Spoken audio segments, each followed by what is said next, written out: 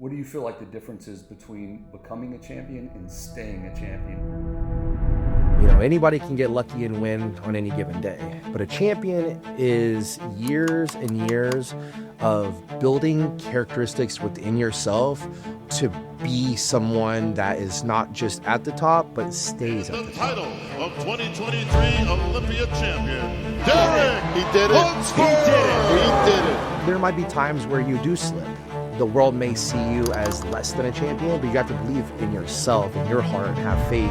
I mean, I could give you a ton of selfish reasons on why I want to continue to bodybuild and achieve things in bodybuilding, but really my why is greater than me. It's the purpose behind the calling. My calling is to be a bodybuilder, to be Mr. Olympia, but the purpose is greater than myself. And so for me, I believe this is what I was put on earth to do and impact many lives doing this, and I'm just not done with it yet.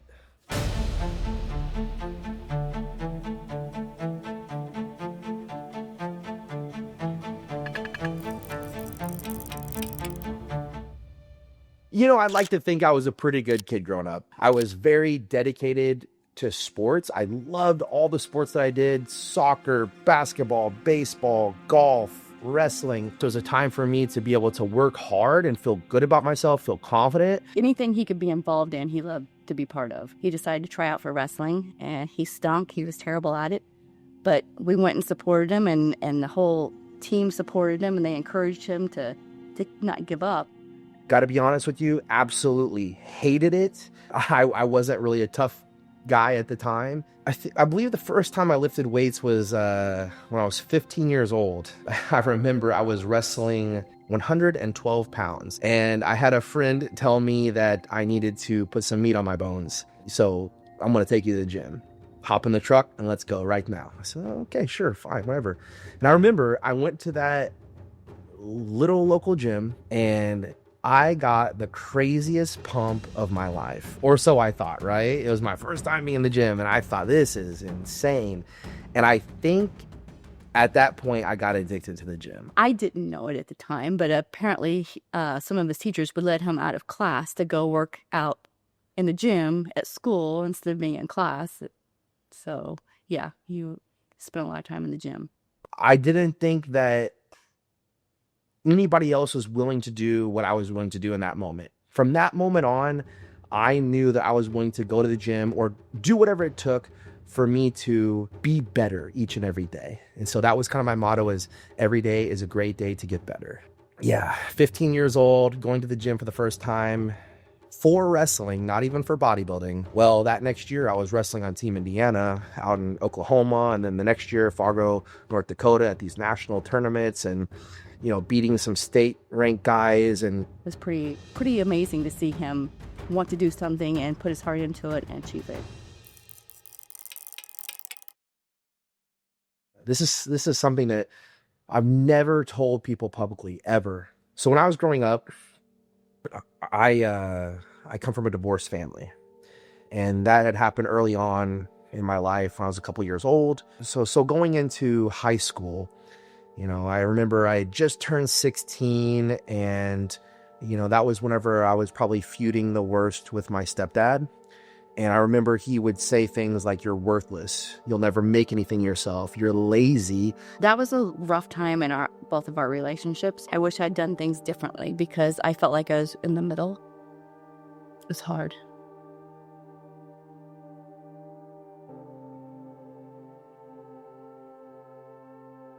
As a mom, you feel like you're supposed to do whatever you can to protect your kid. And I felt like I failed. I had a lot of anger inside of me, especially for my stepdad growing up. Shortly after, we got into a situation, and I moved to my biological dad's house. There was a few years where we didn't speak. I didn't even really talk to my mom a whole lot for a couple years. That was a very pivotal moment in my life as well. Being told these things and the way that it impacted me, it absolutely drove me to want to be somebody in this world, to show everyone to prove to him and to show everyone in this world that Derek Lunsford isn't lazy, he isn't worthless, right? And he is going to make something of himself. It was right before I graduated high school that somehow her and I came across each other online. You know, it's kind of a funny story. I Facebook stalked him, and he had I always tell him, I'm like, you had the cleanest look. Like, he was so put together. I remember there's one picture of him and he's holding a deer. And I just remember I was like, oh my gosh, those are the biggest arms I've ever seen. And he was like 130 pounds back then. So I was really, nervous to meet him. I was very intimidated. I'm waiting outside and he pulls up in this, kind of like broken down blue pickup truck. And I remember we spent a lot of time driving around and just like laughing and joking. And it was like we already knew each other. I mean, it was just like an instant click. And I remember going home and I thought, oh crap, I really like this girl, man. Like, oh, I'm not going to say like she's the one, but dang, she's pretty perfect. Now we've been together for almost 15 years. We have a daughter together, and I am super happy that we met when we met. Yeah, I would not change anything. So I go off to college after graduating, after meeting her, and college sports is just a whole nother ballgame. I honestly wasn't doing so hot, and I knew it was going to take me a few years to get to that level of, one of the best in college, and I think that would have been my best. I think that would have been my fullest potential, is just a very good college wrestler. And so I thought about it. I'm like, if I really like this girl, and if there really might be a future with her, then I need to think about like my livelihood. So that was probably one of the roughest times of our relationship, because not only were we new, and that was before we started chasing Christ together. So our foundation was just based on, we were young and we were attracted to each other. So there wasn't much of a foundation there at all. And he was really struggling to find his purpose and who he was. So he was very, like anybody who's struggling to find purpose, they were very angry. They were very sad. They were very depressed. I kind of have an identity crisis. This is long before I fully surrendered my life to God. I mean, I grew up in the church, but I was still in this mindset of immaturity and living worldly. And so I'm thinking, what am I going to do with my life? Like I really like this girl, and I miss wrestling. Like, that was my whole identity, I was a wrestler. It was hard for me to kind of relate because, he just needed someone to comfort him, and I wanted to help him get through it, and I wanted to have a solution. I'm like, he'll just be really depressed one day, and he's like, I don't know what to do with my life. I don't know where my life is going. I don't even want to be here anymore. And I'm just like, I don't know how to help. I'm just like, wow, this is really heavy. I'm like, I don't know how to help you with this. And so it was just like all I could do was be there for him and just make sure that he wasn't alone. And I remember I just kept going to the gym because I really enjoyed being in the gym and training, being with the guys and working out. And, then it started to become more about the aesthetics versus just like performance. I just learned about this bodybuilding thing from the guys in the gym. I looked at these guys, I said, you're not a football player. You're not a wrestler. Like you're jacked. What do you do? Who are you? And they said, we're bodybuilders. So I said, okay. So what is this bodybuilding thing? Oh, you didn't know that you can compete in bodybuilding? No. What are you talking about? And I thought, at first I was like, no way am I going to put on these little bikini shorts, trunks, whatever you want to call them. Like, I'm not wearing that. I'm not going to get tanned up and go on stage and flex my muscles. I am a fighter. I'm a warrior. I am not that. Okay? It's never going to be me.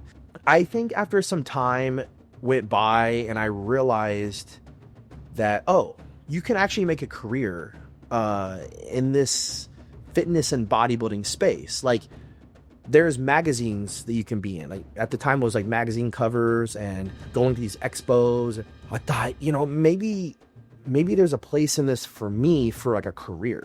He was working out at the time already, and he was working out at GNC. And then I remember one day he comes back and he said, I'm going to be a full-time bodybuilder. And I'm like, I don't even know what that means. I don't follow bodybuilding. I don't even work out. I didn't really understand what bodybuilding was. I'm like, okay, let's go do it. I'm going to go support you, watch you, and I believe in you. Especially after watching how he had turned his wrestling career around. I realized at that point, if he set his mind to do something, he was going to do it.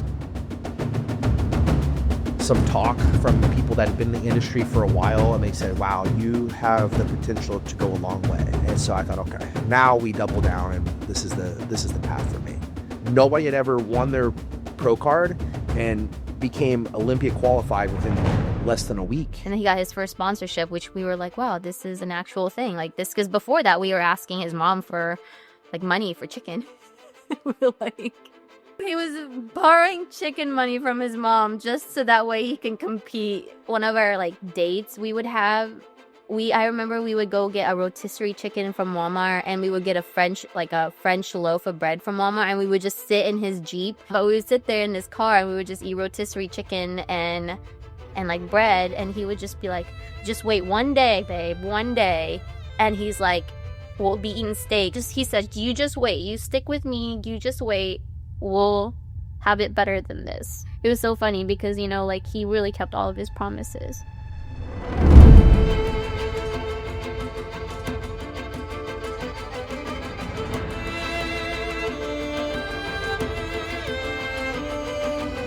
Derek He did it. Lunsford. He did it.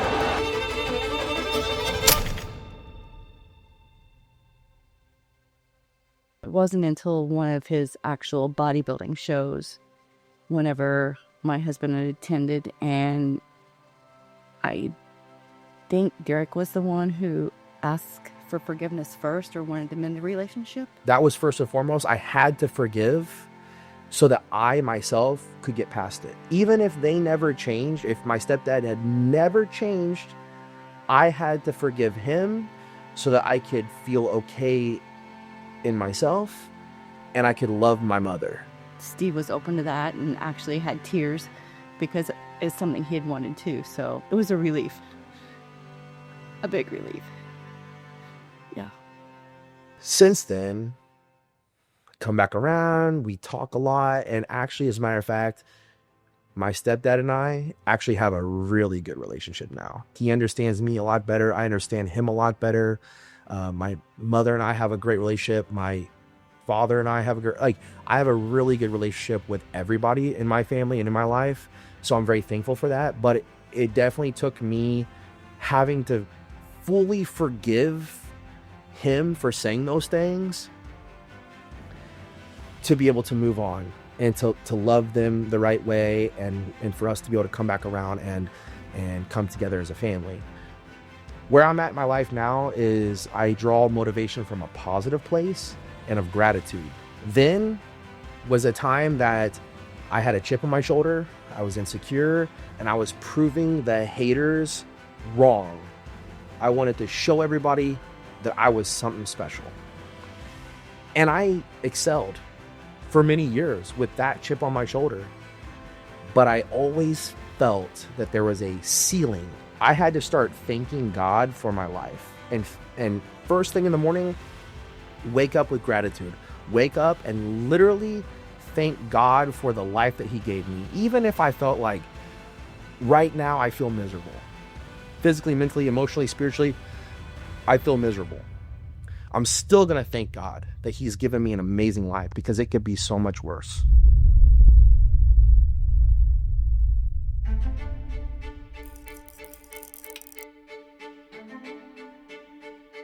He had added physical and emotional stress to the 2024 Olympia. The Olympia is a Friday, Saturday show. And I would say on Monday, Tuesday, I was feeling really good. I felt like I was going to come and show a physique that was much improved from the year before when I won, and I really didn't think anybody was going to stand a chance. I really didn't. I think it was those last couple of days where my body really took a turn, or even the day before. At finals at the 2024 Olympia, the aura backstage and on stage just didn't feel right. There is this aura when you know that your physique is at least top 2, or potentially you're the champion that weekend. You can feel it, and you can also feel when it's not your day. And it was just so disappointing for me because, you know, you put in not just the weeks and months of grind to get there, but you spent many years, a decade or more, of consistent work to get to this point, and you're the reigning champion, and you just know that day isn't your day. It sucks because you still have to go out there, you still have to showcase the physique that you have at that time, when you know that everybody watching you is not all excited to watch you. But you have to go out there, and you have to be a professional, and you have to be a champion even when you're not winning. The third place award, the third place check, the Olympia bronze medal. And presented to your third place finisher, Derek Lunsford.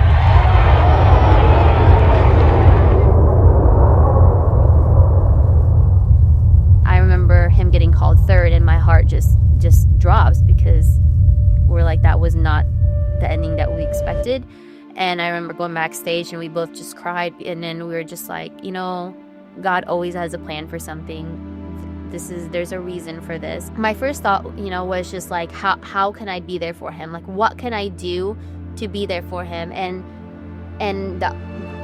When someone like that, at his caliber, and that much pressure and that much hard work, what you really can just do for them is just to be there. No words, nothing, and just let them feel it all.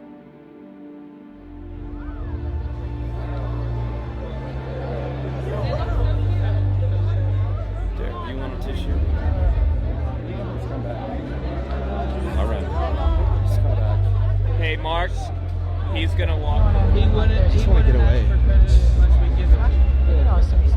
That's the human in me, man. I cared so much, and still care so much, about giving my best effort and wanting that title and wanting the outcome to go in my favor, that I just couldn't help it, because I remember all those times that I sacrificed. What if losing the title, it freed you? Because now you know what it feels like to lose a title and to lose.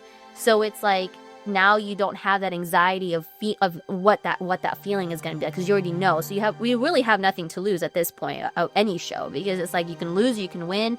Either way, you've done it before. Just because you go for something, you put your all in it, and you feel like you earned it, you should have got it, you deserve it, and it doesn't happen, it doesn't have to be a loss. It could be actually a set up for something greater in your life. If you keep moving forward in faith and you keep staying resilient. The guys who haven't won feel an enormous pressure to win, and the current champion has a pressure of not losing the title.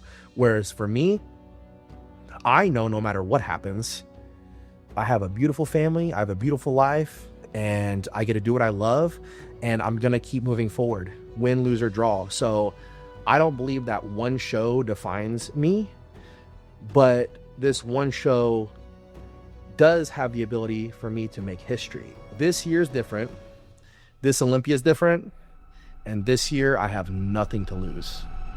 All in.